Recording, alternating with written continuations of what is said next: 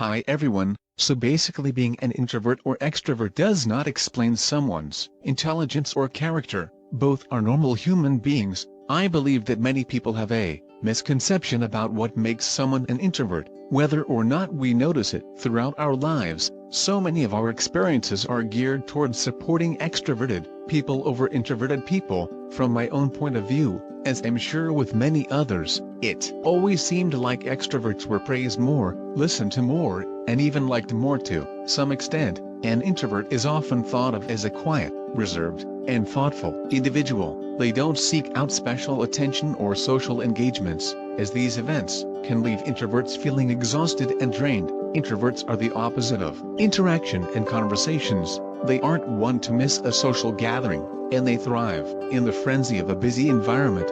There is a difference between introversion and shyness. It is important to note that introversion does not necessarily equate with shyness. Shyness indicates a fear of people or social situations. Introverts, on the other hand, simply do not like to spend lots of time interacting with other people. However, introverts do appreciate being around people to whom they are close. They find engaging in small talk tedious but do enjoy having deep, meaningful conversations. Introverts also tend to think about things before talking.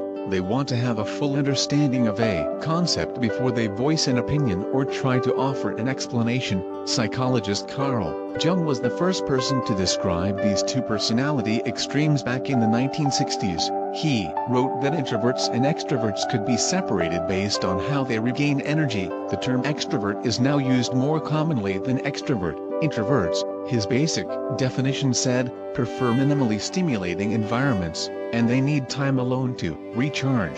Extroverts refuel by being with others. However, we know now that these personality traits are not all or nothing. Introverts can have elements of extroversion in their personalities. They may like acting on stage or throwing parties. Extroverts may like a little more solitude from time to time and prefer to work alone when they really need to focus. Ours is a loud culture of non-stop personal sharing, endless chatter, and 24-hour news, opinion, and entertainment. Even those people who prefer reading alone to the overstimulating carnival of social media feel pressured to participate. How else can you keep up with your family, whose Facebook post you'd rather see die than have to read? How else to build a profile for employers, whom you desperately hope won't check your Twitter feed? For the introvert, maintaining an always-on facade can be profoundly enervating, and the problem goes far beyond the personal, argues author Susan Cain. Reaching into every area of our lives, the bias is deep, reaching into the classrooms of young children, who are now forced to do most of their work by committee. But when introverts give in to the social pressure that forces them into awkward extroverted roles, the loss affects everyone, at the risk of sounding grandiose. Cain says, when it comes to creativity and to leadership, we need introverts doing what they do best. Paradoxically, that can look like introverts taking the helm, but out of a genuine sense of duty rather than a desire for the spotlight. Introverted leaders are more likely to share power and give others space to express ideas. Cain argues, Gandhi, Eleanor Roosevelt, and Rosa Parks exemplify such introverted leadership, and a quieter, more balanced and thoughtful culture would produce more leaders like them. Maybe this is a proposition anyone can endorse,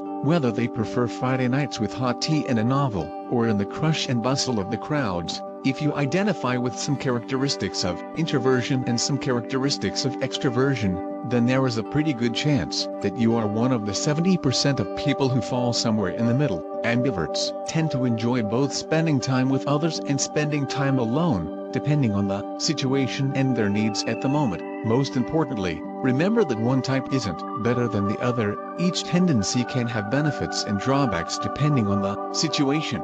By better understanding your personality, however, you can learn how to play to your strengths. If you are an introvert, find ways to cope if the stimulation from the outside world becomes too much. Seek out a quiet moment where you can get away from overwhelming noises and recharge. In one study of adult introverts between the ages of 18 and 80, Those who had strong social relationships and emotional regulation skills were found to be happier than those who did not have those skills. Make the most of your strengths by nurturing your close relationships in order to foster strong social connections, and utilize your tendency to look inward in order to develop solid emotional understanding. Introversion is perfectly normal. If you find, however, that your introverted tendencies are the result of anxiety that impacts your normal, day-to-day functioning, consult your physician or mental health professional. So to conclude, introverts are normal people who just need more private space and time for thoughts and